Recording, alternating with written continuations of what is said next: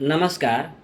आज मैं आप लोगों को वर्ग 8 का रुचिरा भाग 3 का प्रथम पाठ सुभाषितानी का श्लोक पढ़ाने जा रहा हूँ। सुभाषितानी बहुवचन का शब्द है और सुभाषित एक वचन का शब्द है। यह है सु प्लस भाषित, दो शब्दों के मेल से बना हुआ है। सु का अर्थ होता है सुंदर या मधुर और भाषित का अर्थ होता है वचन या वाणी, अर्थात सुंदर वचन या मधुर वाणी। प्रस्तुत पाठ में महापुरुषों की प्रकृति, स्वभाव, गुणियों की प्रशंसा, सज्जनों की वाणी, साहित्य, संगीत, कला की महत्ता, चुगलखोरों की दोस्ती से होने वाली हानि, स्त्रियों के प्रसन्न रहने में सबकी खुशहाली को अलंकारिक भाषा में प्रस्तुत किया गया है। कहा गया है, ये साम न विद्या न तपो न दानम ज्ञानम न शीलम न गुणो न धर्म है, ते मर्त्यलोके भुवि भारे भूता है, मनुष्य रूपेण मृगश्चरन्ति। इस श्लोक के माध्यम से कहा गया है कि जिसके पास न विद्या है, न तप है, न तपस्या है, न वह परिश्रम करता है, न दान है, न ज्ञान, अच्छा ज्ञान है, न ही शील है, न कोई गुण है और न ही कोई धर्म है, अर्थात उसके पास कोई नियम भी नहीं है। वे मृत्यु लोक में इस पृथ्वी पर भार के समान है और मनुष्य के रूप में होते हुए भी मृग के समान इधर उधर विचरण करते हैं। प्रथम पाठ का पहला श्लोक है, गुणा गुणज्ञे सुगुणा भवन्ति, ते निर्गुणं प्राप्य भवन्ति दोषाः, सुस्वादुतो याः प्रभवन्ति नाद्यः, समुद्रमासाद्य भवन्त्यपेयाः। इसका शब्दार्थ है, गुणज्ञेषु अर्थात गुणियों में, निर्गुणम गुणहीन व्यक्ति को, प्राप्त करके, सुस्वादुतोया स्वादिष्ट जल वाली, प्रभवंती निकलती है या बहती है, समुद्रम समुद्र में, आसाद्य मिलकर या पहुंचकर, अपेया है न पीने योग्य, अ मीन्स नहीं और पेया मीन्स पीने योग्य। ये नया समास है। इसका अन्वय है, गुणा गुणज्ञ सुगुणा भवन्ति, यानी कि गुणी व्यक्तियों में ही होते हैं। यानी कि जो गुण है वो यदि गुणी व्यक्ति में है तो वो अच्छे गुण हैं। ते निर्गुणा प्राप्य भवन्ति दोषाः, और यदि वही गुण निर्गुण व्यक्ति में चला जाए, यानी कि जिसके पास अच्छा गुण नहीं है, उसके पास यदि ये अच्छा गुण चला जाए तो वह गुण दोष में बदल जाता है। जैसे नद्यः सुस्वादु तोया प्रभवन्ति, नदी जो है वो मीठा जल लेकर के बहती है, परमता लेकिन वह है समुद्रम आसाद्य, समुद्र में मिलते ही या समुद्र में पहुँचते ही, यानी कि जो वो समुद्र में मिल जाती है, अपेया भवन्ति, वह न पीने योग्य हो जाती है। इसका भावार्थ है, गुण जब तक गुणी व्यक्ति के पास होते हैं तब तक गुण होते हैं, परंतु जब वे गुण निर्गुण यानी गुणहीन व्यक्ति के पास चले जाते हैं तो वे गुण दोष बन जाते हैं। जैसे स्वादिष्ट जल वाली नदियाँ बहती हुई समुद्र से मिलते ही अपेय अर्थात न पीने योग्य हो जाती है। दूसरा श्लोक देखेंगे, पाठ 1 का दूसरा श्लोक है। साहित्य संगीत कला विहीन है, साक्षात पशु है पुच्छ विषाणहीन है। तृणं न खादन्नपि जीवमान है, तद्भागधेयं परमं पशूनां।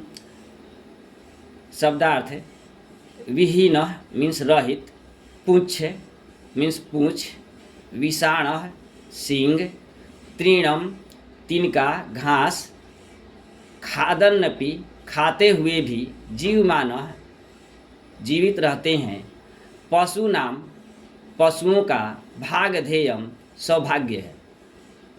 इसका अन्वय है साहित्य संगीत कला विहीन है जना है। कह रहे हैं कि साहित्य संगीत और कला से विहीन यानी कि जिसको पढ़ने नहीं आता है, बोलने नहीं आता है, गाने नहीं आता है, उसके पास कोई कला नहीं है, कोई एक्टिविटी नहीं है, वो सब कुछ से जो हीन है, वह व्यक्ति पूछ और विषाण से हीन यानी कि पूछ और सींग से हीन होते हुए भी साक्षात पशु अस्ति यानी कि साक्षात रूप से पशु है। सह तृणम न खादन्नपि, वह 3 घास नहीं खाते हुए भी जीवित रहता है। यानी कि वह ऐसा जानवर है जो मनुष्य के रूप में होते हुए भी वो पशु के समान है, लेकिन वो घास नहीं खा करके भी जीवित रहता है। तत्पशूनां परमं भागधेयम अस्ति, यह पशुओं का महान सौभाग्य है या बड़ा सौभाग्य है कि वो मनुष्य के रूप में पशु होते हुए भी घास को नहीं खाता है और फिर भी वो जीवित रहता है। इसका भावार्थ देखेंगे, साहित्य संगीत कला आदि से रहित व्यक्ति बिना पूंछ और सींग वाला साक्षात पशु है। यानी कि साहित्य संगीत कला ये सबसे जो रहित है, जिसके पास ये नहीं है, ऐसे व्यक्ति जो हैं वो बिना पूंछ और सींग वाला साक्षात पशु है। वह घास न खाकर भी जीवित है। यह उन पशुओं के लिए सौभाग्य की बात है। अगला श्लोक देखते हैं, तीसरा श्लोक।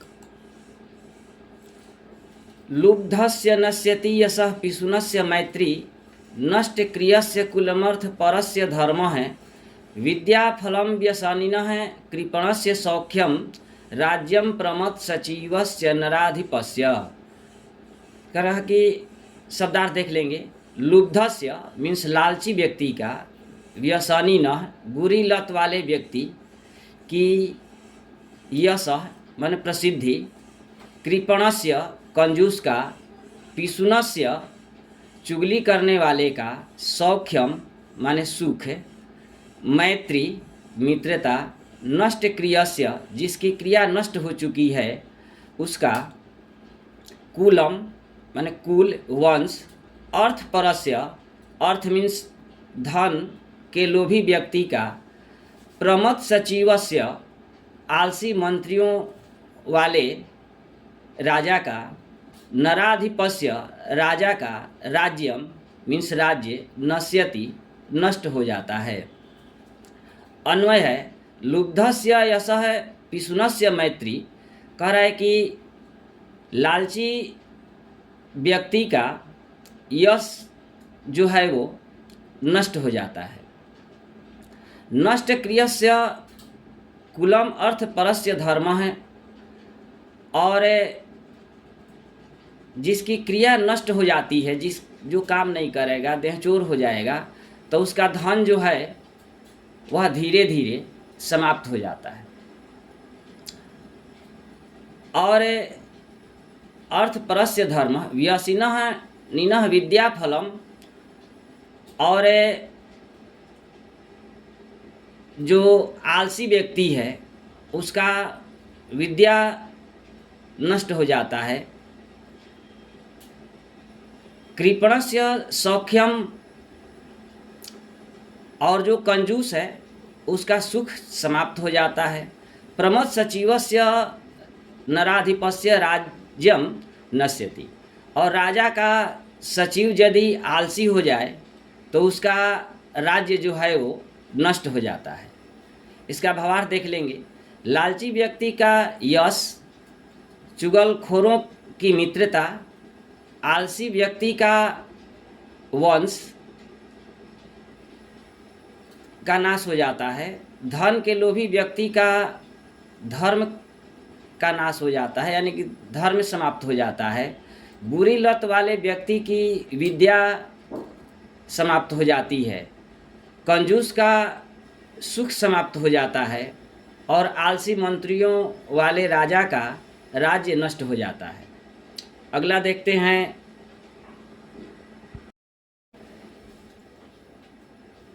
चौथा श्लोक है, पीत्वा रसं तु कटुकं मधुरं समानं माधुर्यमेव जनयेन् मधुमक्षिकासौ सन्तस्तथैव समसज्जन दुर्जनानां श्रुत्वा वचः मधुरसूक्तरसं सृजन्ति। इसका शब्दार्थ देख लेंगे। असौ मीन्स यह है, मधुमक्षिका मधुमक्खी, कटुकम कड़वा, मधुरम मीठा, पीत्वा पीकर, माधुर्यम मधुरता मीन्स शहद या मीठा, जनयेत उत्पन्न करती है, तथैव उसी प्रकार संतः संत साधु या अच्छे लोग, सम मीन्स समान, वचः मीन्स वाणी या बात, श्रुत्वा सुनकर, मधुर सुक्त रसम मीठा सुक्ति रूपी रस अर्थात अच्छी बातें, सृजंती निर्माण करते हैं। असौ मधुमक्षिका तु कटुकम मधुरम व रसम समानम पीत्वा माधुर्यम एव जनयेत। कह रहा है कि यह मधुमक्खी कड़वा और मीठा रस पी करके समान रूप से मीठा को ही उत्पन्न करती है, यानी कि मीठा रस ही बनाती है। तथैव उसी प्रकार संतः सज्जन दुर्जनानां वचः श्रुत्वा, उसी प्रकार संत लोग सज्जन और दुर्जन दोनों की बातों को सुनकर मधुर सुक्त रस का निर्माण करते हैं। इसका भावार्थ है, यह है मधुमक्खी कड़वा और मीठा रस समान रूप से पीकर मधुर रस शहद का निर्माण करती है। उसी प्रकार संत लोग सज्जन और दुर्जनों की बातें सुनकर, समान रूप से सुनकर सदा मधुर सुक्त रस का निर्माण करते हैं, अर्थात मीठी वाणी बोलते हैं। अगला 5वां श्लोक देखेंगे। विहाय पौरुषं यो हि दैवमेव अवलम्बते प्रसाद सिंहवत् तस्य मूर्धनि तिष्ठन्ति वायसः। इसका शब्दार्थ देखेंगे। युह माने यह है जो पौरुषम पराक्रम को, विहाय छोड़कर, दैवम भाग्य को, अवलंबते सहारा लेता है, प्रसाद सिंहवत महलों के शेर की तरह है, मूर्धनि सिर पर, वायसा कौवे, तिष्ठन्ति बैठते हैं। इसका अन्वय है, यो पुरुषम विहाय ही दैवम एवं अवलंबते। कह रहा है कि जो पुरुष अपने परिश्रम को छोड़ करके और भगवान के भरोसे रहता है, वह महल में सिंह के मूर्ति पर बैठे हुए कौवे की तरह होता है कि सिंह के सिर पर कौवा बैठा रहे और सिंह कुछ न करे। वही हाल इस व्यक्ति की हो जाती है जो कि अपना परिश्रम छोड़ करके और भगवान के भरोसे कि हम पढ़ेंगे नहीं, भाग्य में होगा तो पास हो जाएंगे, ये ऐसा होता नहीं है। इसका भावार्थ देखते हैं। कह रहा है कि जो व्यक्ति अपने पुरुषार्थ को अर्थात परिश्रम को छोड़कर भाग्य का सहारा लेता है, उस व्यक्ति की स्थिति महलों में बने हुए उस शेर की तरह हो जाती है जिसके सिर पर कौवे बैठते हैं और वहीं पर टट्टी पैखाना सब करते हैं। अगला देखते हैं 6ठा श्लोक। पुष्प पत्र फल छाया मूल वलकल दारुभिः धन्या महेरुहा येषां विमुखम यान्ति नार्थिनः। कह रहा है कि पुष्प पत्र फल छाया मूल वलकल दारुभिः धन्या महीरुहा येषां विमुखम यान्ति नार्थिनः। इसका शब्दार्थ है महीरुहा पेड़, मूल जड़, वलकल छाल, पेड़ के तने का छिलका, दारू भी है, लकड़ियों से, धन्य है, अर्थी न है, याचक, विमुखा है, विमुख या खाली हाथ, न यान्ति नहीं जाते हैं।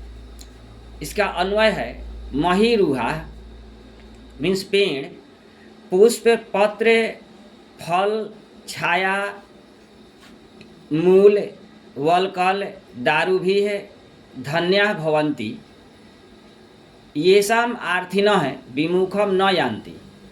इसका भावार्थ है फूल, पत्ते, फल, छाया, जड़, छाल, लकड़ी आदि से युक्त पेड़ धन्य है, जिसके कारण याचक मांगने वाला कभी भी उनसे विमुख अर्थात निराश होकर नहीं जाते हैं। अर्थात पेड़ों के पास दान करने के लिए बहुत कुछ है, वे अपने पास आने वाले व्यक्ति को भी खाली हाथ नहीं लौटाते। इस तरह से 6ठा श्लोक समाप्त हुआ। अगला देखते हैं 7वां श्लोक। चिंतनीया हि विपदाम अदावेव प्रतिक्रिया न कूप खननम युक्तम प्रदीप्ते वह्निना गृहे।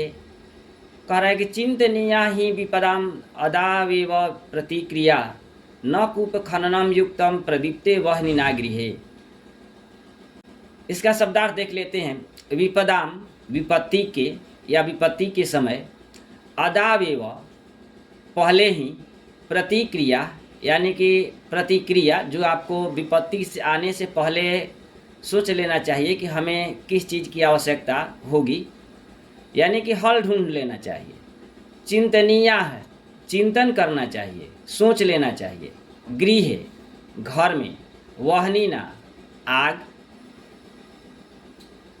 या आग द्वारा या आग लगने पर, प्रदीप्ते ज्वलित होने पर, कूप खननम कुआं खोदना न युक्तम उचित नहीं है। इसका अन्वय देख लेते हैं। ही विपदाम अदौ एवं प्रतिक्रिया। कह रहा है कि विपत्ति आने से पहले ही उसकी प्रतिक्रिया को समझ लेना चाहिए, जान जाना चाहिए, सोच लेना चाहिए। चिंतनीय चिंता कर लेना चाहिए। गृहे वह्निना प्रदीप्ते कूप खननम न युक्तम। जब घर में आग लग जाए उस समय कुआं खोदना कि अब जल कहाँ से लाएंगे, तो उसी समय हम कुआं खोदने लगें, यह सही नहीं है। इसमें बताया गया है कि मुसीबत आने से पहले ही उसका समाधान ढूंढ लेना चाहिए। मुसीबत आने के बाद उसका समाधान ढूंढना उसी प्रकार से उचित नहीं है, सही नहीं है, जैसे घर में आग लगने पर कुआं खोदना। तो किसी भी काम को करने के पहले सोच लेना चाहिए कि हमें भविष्य में कैसा विपत्ति आने वाला है, कैसा संकट आने वाला है, उसका समाधान पहले सोचना है। अब ये नहीं कि घर में आग लग गया, घर में कल नहीं लगवाए हैं और एकाएक हम सोच रहे हैं कि कुआं खोदवा दें, ये संभव नहीं है। चलिए आगे इसको हम प्रश्नोत्तर देख लेते हैं। पाठे दत्तानाम पद्यानाम सस्वर वाचनम कुरुतः। इस पाठ में दिए गए श्लोकों को सस्वर वाचन करना, ये आप लोग कर लेंगे। श्लोकांशेषु रिक्त स्थानानि पूर्णतः। इस श्लोक में दिए गए रिक्त स्थान को पूरा करना है।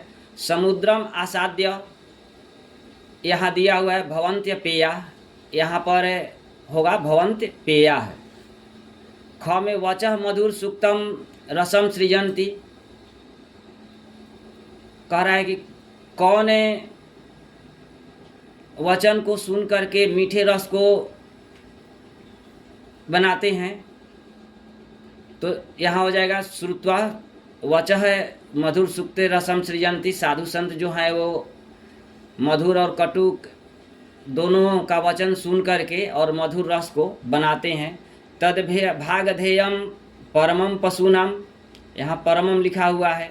विद्याफलम व्यसनिनः कृपणस्य सौख्यम,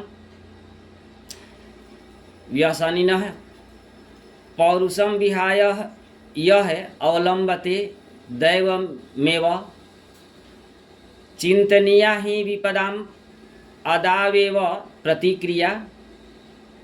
अगला प्रश्नानाम उत्तराणि एक पदेन लिखत। व्यसनिनः किं नश्यति, तो व्यसनिनः विद्याफलम नश्यति। व्यसनिनः किं नश्यति, व्यसनिनः विद्याफलम नश्यति। कस्य यशः नश्यति, तो लुब्धस्य यशः नश्यति। मधुमक्षिका किं जनयति, मधुमक्षिका माधुर्यम जनयति। मधुमक्षिका माधुर्यम जनयति। मधुर सुक्त रसम के सृजन्ति, तो मधुर सुक्त रसम सन्तः सृजन्ति। आर्थिनः केभ्यः विमुखः न यान्ति, आर्थिनः महिरूहेभ्यः विमुखा न यान्ति। अगला देखते हैं। अधोलिखित तद्भव शब्दानाम कृते पाठात् चित्वा लिखत। कह रहा है कि नीचे लिखे गए तद्भव शब्द को संस्कृत शब्द चुन करके लिखें। तद्भव शब्द जो है वो हिंदी का शब्द होता है तद्भव, तत्सम। तो यहाँ देखते हैं कंजूस का कृपण है, पूंछ पुच्छ है, मधुमक्खी मधुमक्षिका, कड़वा कटुकम, लोभी लुब्ध है, तिनका तृणम। अगला देखते हैं। अधोलिखितेषु वाक्येषु कर्तृपदम क्रियापदम चित्वा लिखत। ये वाक्य दिया हुआ है। जैसे संत है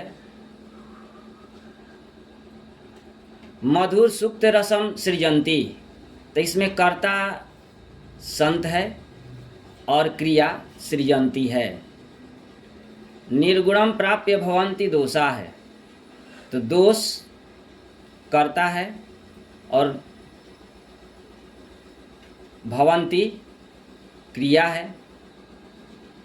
गुणज्ञेषु गुणाः भवन्ति, गुण कर्ता और भवन्ति क्रिया है। मधुमक्षिका माधुर्यम जनयेत, मधुमक्षिका कर्ता, जनयेत क्रिया। पिशुनस्य मैत्री यशः नश्यति, मैत्री कर्ता और नश्यति क्रिया। नद्यः समुद्रम आसाद्य अपेया भवन्ति, कर्ता नद्यः और भवन्ति क्रिया। अगला, रेखांकित पदानि आधृत्य प्रश्न निर्माणं कुरुतः।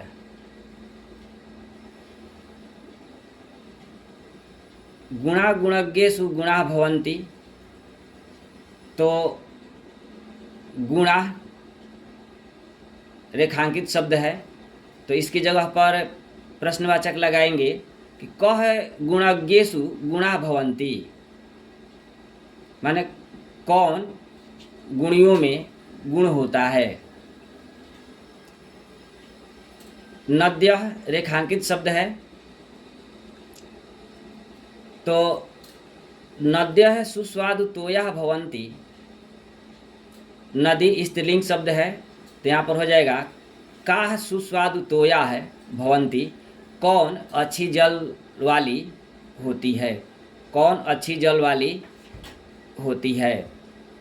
लुब्धस्य यशः नश्यति, लुब्धस्य रेखांकित शब्द है, तो लुब्धस्य के जगह पर आ जाएगा कस्य यशः नश्यति, किसका यश का नाश हो जाता है।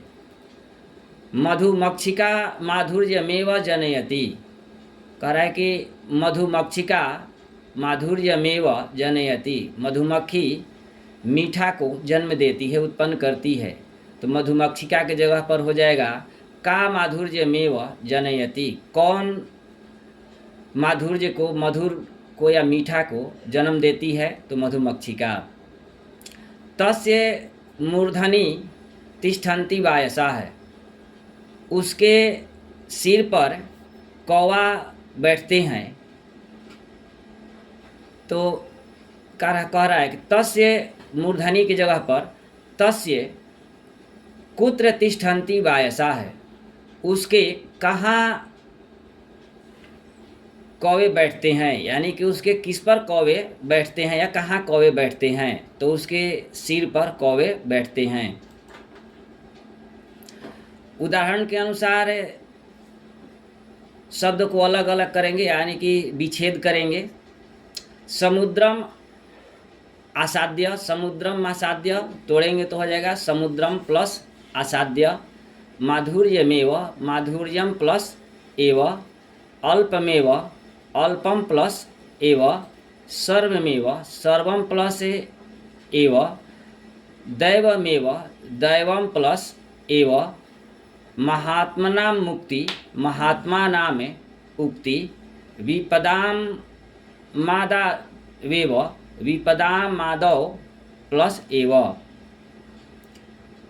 तो इस प्रकार से समाप्त हुआ।